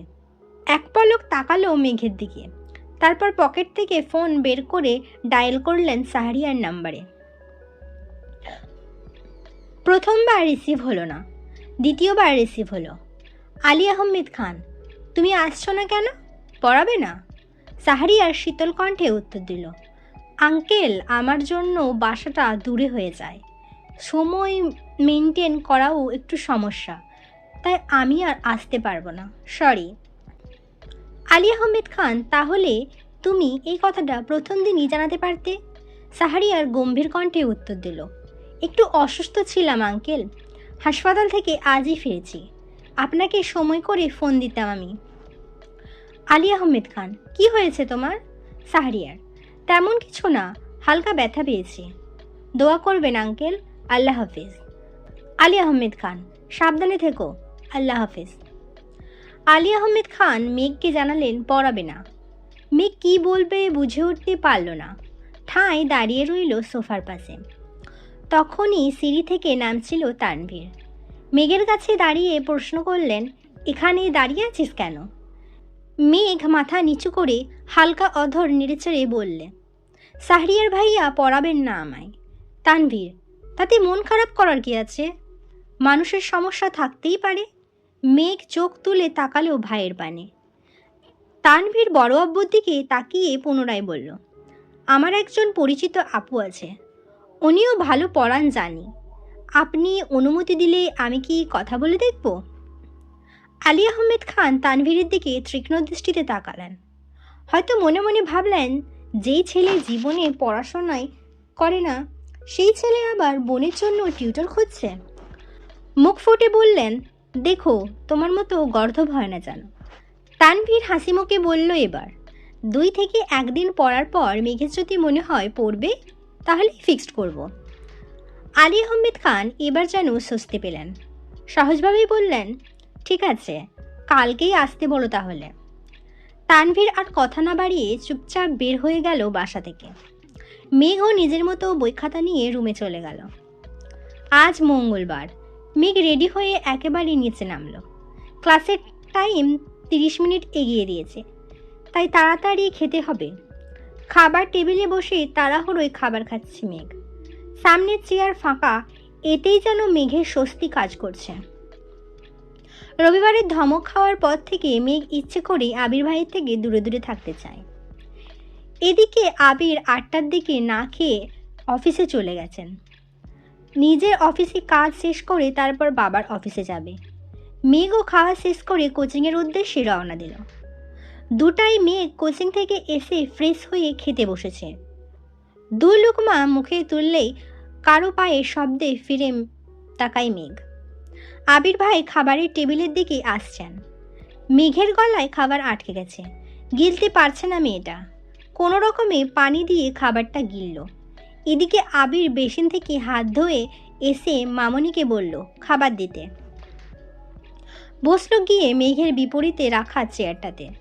মেঘের চিবুক নামলো গলায়, দৃষ্টি তার প্লেটের দিকে। মনে মনে আল্লাহ আল্লাহ করছে মেয়েটা। হাত পা কাঁপাকাঁপি শুরু হয়ে যাচ্ছে। 2 দিন পালিয়ে থেকেও লাভ হলো না। বারবার কানে বাজছে রবিবারের সেই কথাটা, এমন থাপ্পড় দিব যার দাগ 1 মাসেও যাবে না। কি চাই স্বেচ্ছায় মায়ের খেতে? কোনো রকমে খেয়ে সরে পড়লেই বাঁচে সে। খাওয়ার গতি বাড়ালো, নাকে মুখে খাবার ঢোকাচ্ছে মেঘ। আবির ক্ষিপ্ত দৃষ্টিতে তাকালো মেঘের দিকে। গম্ভীর গলায় কপাল কুঁচকে বলল, কি হয়েছে তোর? মেঘের নিঃশ্বাস আটকে আছে, গলা শুকিয়ে কাঠ। সারা শরীরের কম্পনের মাত্রা তীব্র হলো, এজন্য কথা বের হচ্ছে না মুখ দিয়ে। কিন্তু আজ তাকে বলতেই হবে। হিটলারের মুখোমুখি হতে হবে তাকে। নিজেকে নিজে সাহস দিল। মেঘের সরল স্বীকারোক্তি, কিছু হয়নি আমার। আবির কিছু বলতে গিয়েও গিলে ফেলল কথাটা। এর মধ্যে হালিমা খান আবিরের খাবার নিয়ে এসেছেন। আবির খাওয়ায় মনোযোগ দিলেন। হালিমা খান আবিরকে উদ্দেশ্য করে বললেন, সকালে কিছু খেয়েছিলি বাবা? আবির গুরুভার কণ্ঠে উত্তর দিল, খায়নি। হালিমা খান কিছুটা চিন্তিত কণ্ঠে বললেন, সকালে খেয়ে গেলেই পারতিস, একটু দেরি হলে না হয় হতো। আবির কোনো উত্তর দিল না। মেঘ মনে মনে ভাবছে, আমায় যে লোক হুমকি দেয় ঠিকমতো খেতে হবে, সে নিজে যখন না খেয়ে থাকে তখন তাকে কেন কেউ ধমক দেয় না? সব দোষ এই মেঘের, থাকবই না এই বাড়িতে। উঠতে চাই টেবিল থেকে, তৎক্ষণাৎ চোখ পড়ে আবির ভাইয়ের দিকে। আবির মাথা নিচু করে খাচ্ছে। এখন উঠতে গেলেই নিশ্চয়ই ধমক দিয়ে আবার বসাবেন, কে জানে আবার থাপ্পড়ি মারেন কিনা। এসব ভেবে মেঘ আবার বসে দ্রুত গতিতে খাওয়া শুরু করে। আবির ভাই রাগে এক প্রকার চিৎকার দিয়ে উঠলেন, একটা থাপ্পড় দেবো তোকে, এভাবে খাচ্ছিস কেন? মেঘ থমকে গেল। ধমক খেয়ে চোখ টলমলো করছে তার। মুখের ভাতগুলো কোনো রকমে গিলল। মনে মনে ভাবল, আমাকে থাপ্পড় দেওয়ার এত ইচ্ছে আপনার? আবিরে থাপ্পড়ের ভয়ে 2 দিন যাবৎ খাবার টেবিলে সবার সাথে খায় না মেয়েটা। কে জানতো এই দুপুরবেলা আবির ভাই অফিস থেকে বাসায় চলে আসবে। জানলে হয়তো আগে খেয়ে নিত, না হয় আবির ভাই খাওয়ার পর খেতে আসতো। কেন এই মানুষটা তার সামনে আসে, কেনই বা এত রাগ দেখায়, ভেবে পায় না মেঘ। হঠাৎ মনে পড়ে যায় ঘুম থেকে উঠে বলা স্লোগানটা, মনের উপর কারো হাত নেই। মেঘ ভয় পাবে না আবিরকে। তারপর স্বাভাবিকভাবে প্লেটের ভাতগুলো শেষ করে হাত ধুয়ে সিঁড়ির দিকে যেতে নেয়। সোফার কাছে পর্যন্ত যেতেই মিম আর আদি দৌড়ে এসে জাপটে ধরে মেঘকে। আকস্মিক ঘটনায় কিছুটা ঘাবড়ে গেল মেঘ। তারপর স্বাভাবিক কণ্ঠে বলল, কি হয়েছে তোদের? মিম ফিসফিস করে মেঘকে বলল, আপু প্লিজ আবির ভাইয়াকে বলো না আমাদের নিয়ে বাইকে ঘুরতে, কখনো বাইকে উঠিনি, প্লিজ বলবা। মেঘ কোনো কিছু না ভেবেই বলল, আমি বলতে পারবো না। আদি, প্লিজ প্লিজ প্লিজ প্লিজ আপু, আমরা বলার সাহস পাচ্ছি না, প্লিজ তুমি একটু বলো না প্লিজ। মেঘ আবারও গম্ভীর কণ্ঠে জবাব দিল, আমি পারবো না বলতে, তোদের ঘুরতে ইচ্ছে করে তোরা বল। মেঘ মনে মনে ভাবছে, তোরাই সুখে আছিস, আমাকে তো উঠতে বসতে মারার হুমকি দিচ্ছে। আমি এবার এটা বললে নিশ্চিত এখনই খাবো থাপ্পড়টা। আবির খাওয়া শেষ।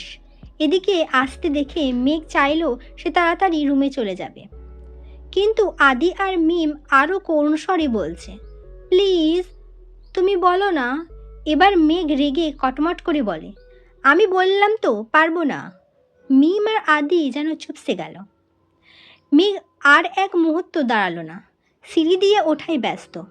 আবির বিষয়টা লক্ষ্য করেছে। আবির আদিকে জিজ্ঞেস করে, কাকে কি বলতে বলছিস ওকে? মিম শ্বাস টেনে সাহস নিয়ে বলল, ভাইয়া আমাদের আপনার বাইকে নিয়ে ঘুরবেন প্লিজ। মেঘ সিঁড়িতে উঠতে উঠতে ফিসফিস করে বলছে, হিটলার নিবে বাইকে তোদের, সেগুড়ে বালি। আবির কণ্ঠ 3 গুণ ভারী করে উত্তর দিল, আমার বাইকে কাউকে ওঠাবো না, কিছুদিন পর তানভীরকে বাইক কিনে দেব, তখনও তোদের নিয়ে ঘুরবে। আদি আকস্মাৎ প্রশ্ন করে বসল, তুমি তানভীর ভাইয়াকে নিয়ে ঘুরো না? আবির এবার স্বাভাবিক কণ্ঠেই বলল, এখনও তানভীর আমার বাইকে ওঠেনি, তবে ভবিষ্যতে উঠতে পারে, ওর সাথে তোদের কি সম্পর্ক? মিম আর আদি বোবা হয়ে রইল।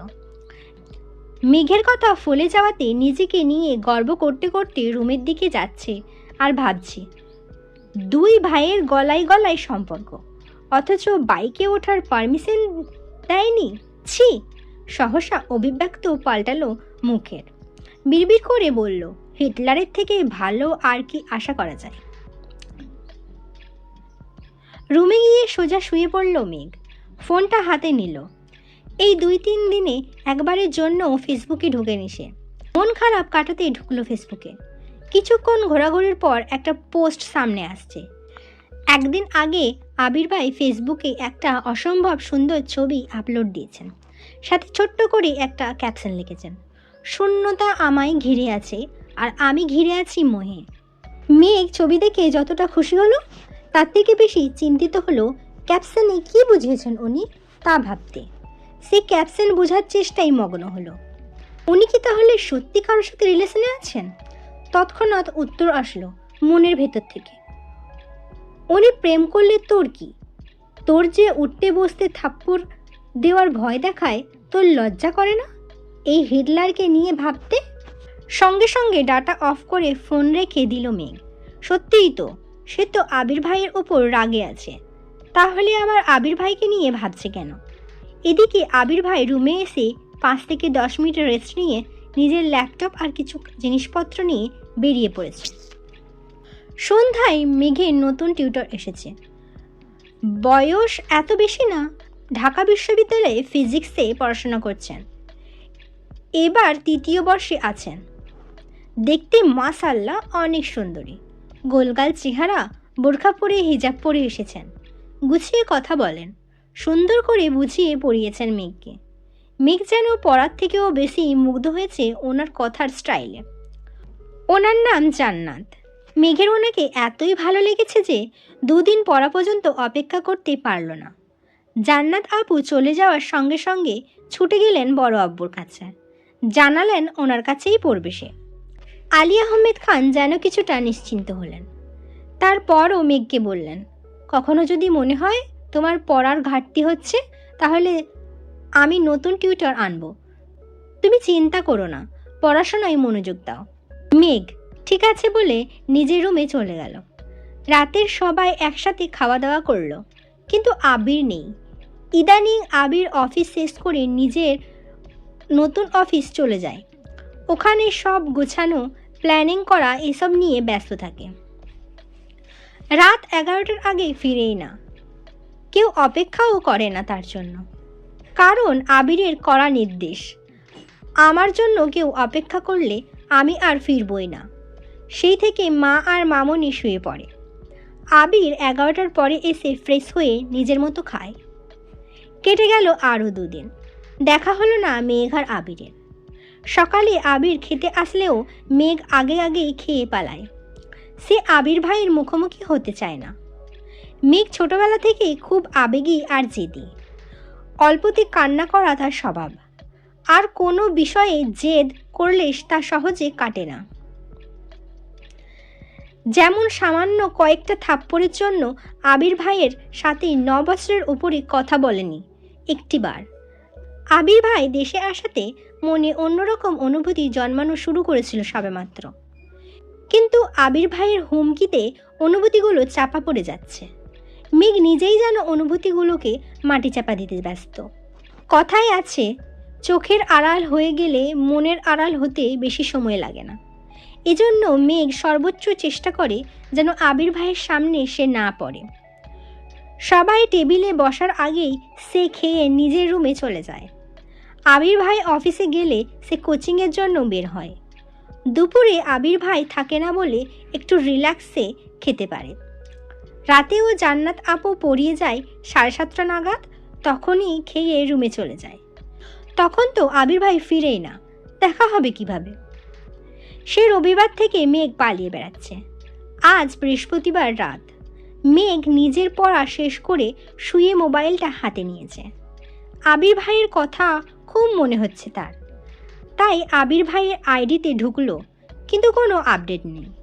মনের ভেতরটা কেমন জানি মোচড় দিল মেঘের। মঙ্গলবার দুপুরে খেতে বসেছিল একসাথে, তারপর আর দেখেইনি সে। মেঘের খুব ইচ্ছে করছে আবির ভাইকে দেখার, মনকে কোনোভাবেই শান্ত করতে পারছে না। মনের জোরগুলো নিস্তেজ হয়ে পড়েছে। অনেকক্ষণ মনকে বুঝিয়ে ব্যর্থ হলো, তাই রুম থেকে বের হয়ে গুটি গুটি পায়ে এগিয়েছে আবির ভাইয়ের রুমের দিকে। রাত তখন 11টার উপরে। ড্রয়িং রুমে একটা হালকা আলোর বাল্ব জ্বলছে, পুরো বাড়ি অন্ধকার। মেঘ আবির ভাইয়ের রুমের সামনে দাঁড়ালো। দরজা চাপানো, আস্তে করে ধাক্কা দিল মেঘ। চেক করতে চাইছিল খোলা কি বন্ধ। মেঘের হালকা ধাক্কাতেই খুলে গেল দরজা। কিছুটা ঘাবড়ে গেল মেঘ। যদি আবির ভাই রুমে থাকেন তাহলে আজ থাপ্পড় নিশ্চিত। তাই দুগালে হাত দিয়ে আস্তে করে উঁকি দিল রুমে। রুমের বারান্দায় বাল্ব জ্বলছে, সেটার আলোয় রুমে আসছে। মোটামুটি আলোকিত হয়ে আছে রুমটা। আবির ভাই কোথাও নেই, বিছানা টান টান করে পাতানো, টেবিলে বই খাতা কাগজপত্র এলোমেলো, সাথে একটা ল্যাপটপের আলো জ্বলছে। চেয়ারের ওপরে 2 থেকে 3টা কাপড় এলোমেলো পড়ে আছে, ছেলেদের রুম সচরাচর যেমন হয়। মেঘ মনে মনে ভাবছে, আবির ভাই কি এখনো ফেরেনি? নিজের রুমের দিকে ফিরে এক কদম এগোতেই কানে ভেসে আসে গানের সুর। দাঁড়িয়ে পড়ল মেঘ, মনে মনে ভাবছে, গান কে গাইছে? আবির ভাই নয় তো? আবারও ঘুরে গুটি গুটি পায়ে এগিয়ে গেল সিঁড়ির কাছে। মেঘ এই জীবনে কোনোদিন সন্ধ্যার পর ছাদে যায়নি, সবাই গেলেও ও যায় না, ওর ভয় লাগে। সন্ধ্যাবেলা নাকি ছাদে তানারা ঘুরে বেড়ায়, সারা রাত ছাদেই থাকেন, এ ভয়ে ছাদে পা বাড়ায় না। সিঁড়ির নিচে থমকে দাঁড়ালো মেঘ। এই গান কি তানারা গাইতেছেন? আমাকে আকৃষ্ট করে নেওয়ার জন্য? যাবে কি যাবে না এটাই ভাবছে মেঘ। বুকে সাহস নিয়ে 2 কদম এগিয়েছে মেঘ। একটু উঁকি দিয়ে দেখলো ছাদের দিকে, ছাদের গেট খোলা। এটা দেখে মনে সাহস পেল মেয়েটা। তানারা গান গাইলে গেট খোলার কি দরকার? তারপরও আল্লাহ আল্লাহ করে এগোচ্ছে মেঘ। গেটের কাছে বুকে হাত রেখে উঁকি দিল ছাদের দিকে। ছাদের এক কর্নারে নজর পড়ল, চেয়ারের ওপর হেলান দিয়ে বসে আছে কেউ একজন। চাঁদের উপর থেকে মেঘ সরে যেতেই স্পষ্ট বোঝা গেল এটা আবির ভাই। মেঘ স্তব্ধ হয়ে দাঁড়িয়ে পড়ল। এত রাতে আবির ভাই ছাদে কি করেন? কৌতূহল হলো মেঘের। আগে কি গান গেয়েছে তা মেঘ বুঝতে পারেনি, নিচ থেকে শুধু সুরটাই শুনেছে। এখন আবির ভাই নীরব।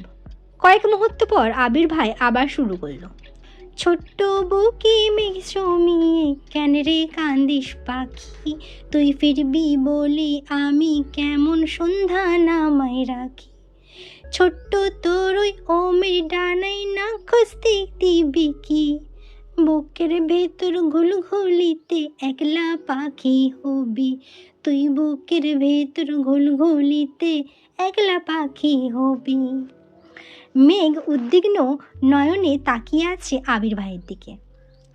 ছেলেদের গান শিখতে হয় না, তারা খালি গলাতে গান গাইলেও যেন অসম্ভব সুন্দর লাগে। মেঘ মুগ্ধ হয়ে আবিরের গান শুনছে। আবির ভাই একই লিরিক্স বারবার গাওয়াতে গানে মনোযোগ দিল মেঘ। নিজেকে নিজে প্রশ্ন করল মেঘ, এই গান কাকে উদ্দেশ্য করে গাইছেন উনি? আমাকে নিয়ে নয় তো? এটুকু বলতেই মুখে হাসি ফুটল মেঘের। তৎক্ষণাৎ মনে হলো, উনি আমাকে নিয়ে কেন গান গাইবেন? আমি কে? তানভীর ভাই তো সেদিন বলল আবির ভাইয়ের জীবনে কেউ আছে, তাহলে কি তার কথা ভেবেই গাইতেছেন? সঙ্গে সঙ্গে হাসি গায়েব হয়ে গেল মেঘের। নিস্তব্ধ আঁখিতে তাকিয়ে আছে সে। বুকের বাঁ পাশে হালকা ব্যথা অনুভব হলো। ওনার মনে সত্যি অনেক দুঃখ, না হয় এমন গান কেউ গায়? এর মধ্যে আবির ভাইয়ের গান থেমে গেল। কিছুক্ষণ নীরব থেকে পকেট থেকে একটা সিগারেট বের করে ঠোঁটে ধরল, আগুন দিয়ে জ্বালালো সেই সিগারেট। এদিকে মেঘের মাথায় আকাশ ভেঙে পড়েছে। নিজের চোখে বিশ্বাস করতে কষ্ট হচ্ছে, আবির ভাই সিগারেট খান? দাঁড়িয়ে থাকার শক্তিটুকু পাচ্ছে না অষ্টাদশী। অকস্মাৎ দরজার এখানেই বসে পড়েছে সে। মেঘের জাতশত্রু হলো সিগারেট। যেখানে সিগারেটের গন্ধ মেঘ সহ্য করতে পারে না, সিগারেটের গন্ধে তার শ্বাসকষ্ট হয়ে যায়, সেখানে আবির ভাই সিগারেট খাচ্ছেন, এটা যেন মেঘ মানতেই পারছে না। ওষ্ঠদ্বয় উল্টে নীরবে চোখের জল ফেলে অষ্টাদশী। যাকে সে মিস করছিল, এতক্ষণ তাকে দেখার জন্য উদ্বেগ ছিল, তাকে খুঁজতে এসে এরকম একটা দৃশ্য দেখবে তা সে কল্পনাও করতে পারেনি। অষ্টাদশীর মনটা নির্মমভাবে হত্যা করেছে আবির ভাই। আবির ভাই অষ্টাদশীর মনে আর বসন্তের ফুলের মতো ফুটবে না। আবির ভাইয়ের প্রতি খুব রাগ হলো মেঘের। রাগের সাথে কান্নার মাত্রাও বাড়তে লাগলো। ছাদের দরজার পাশে বসেই ফুঁপিয়ে ফুঁপিয়ে কাঁদছে মেঘ। নিজেকে সান্ত্বনা দেওয়ার কোনো ভাষা খুঁজে পাচ্ছে না অষ্টাদশী। আচমকা আবির ভাই হাজির হলো মেঘের সামনে। মেঘ তখনও কান্নায় ব্যস্ত। আবির গম্ভীর কণ্ঠে শুধালো, এখানে কি করছিস? এই ছিল আমি তো ভালোবাসি তোকে পর্ব 8। পরবর্তী পর্ব নিয়ে খুব তাড়াতাড়ি আসবো। আমার বলার ধরন যদি আপনাদের ভালো লাগে আমাকে অবশ্যই সাবস্ক্রাইব করবেন এবং ভালো থাকবেন, সুস্থ থাকবেন, নিজের খেয়াল রাখবেন। আল্লাহ হাফেজ।